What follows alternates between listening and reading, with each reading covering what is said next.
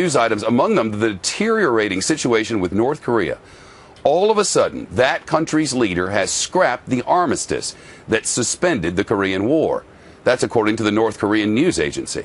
It reports the dear leader, Kim Jong-un, has made good on his threat from last week, and the 1953 ceasefire is now null and void.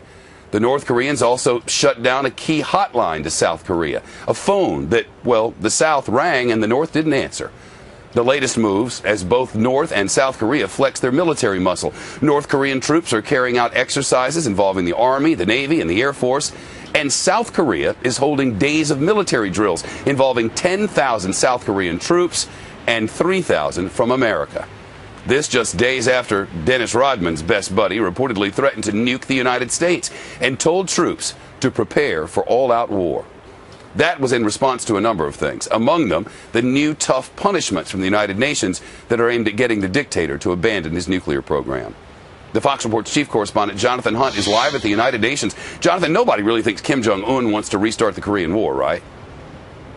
Well, the North Korean leader has little to gain from sparking an outright war on the Korean peninsula, Shep, but he clearly believes he has something to gain from upping the rhetoric to the levels which we have not seen in several years. Perhaps he is looking for more concessions from the West as he tries to push through with his nuclear program. Perhaps he is looking to gain more respect and trust from the North Korean military generals who are flexing their own muscles as this new leader tries to impose his authority. All of that makes it very dangerous, especially when you look to the south and you see a relatively new South Korean president as well, also using some kind of inflammatory rhetoric. The South Korean president saying that if North Korea were to launch a nuclear attack, the North Korean regime would, quote, disappear from the face of the earth. All of that makes it a very dangerous time on the Korean peninsula. Shep?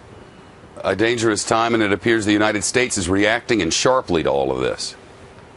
Yeah, these military exercises that the U.S. is involved in with the South Koreans right now were obviously planned long before the latest crisis, but neither the South Koreans nor the U.S. are obviously disappointed that they are happening just a month after the North Koreans carried out that underground nuclear test. And the message that is being sent from the U.S. was turned into a sharp verbal one today by the National Security Advisor Tom Donilon in a speech at the Asia Society here in New York City. Listen. The United States will not accept North Korea as a nuclear state, nor will we stand by while it seeks to develop a nuclear-armed missile that can target the United States. The United States refuses to reward bad behavior by North Korea. The United States will not play the game of accepting empty promises and yielding to threats.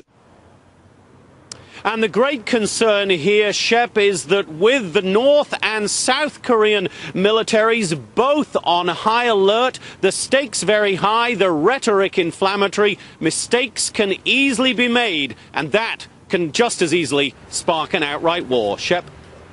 Jonathan Hunt, live at the United Nations. Jonathan, thank you.